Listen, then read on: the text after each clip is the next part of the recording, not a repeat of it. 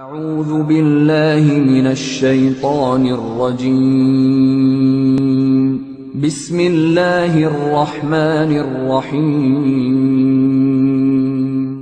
اللهم إنا نستعينك ونستغفرك ونؤمن بك ونتوكل عليك ونثني عليك الخير ونشكرك ولا نكفرك ونخلع ونترك من يفجرك.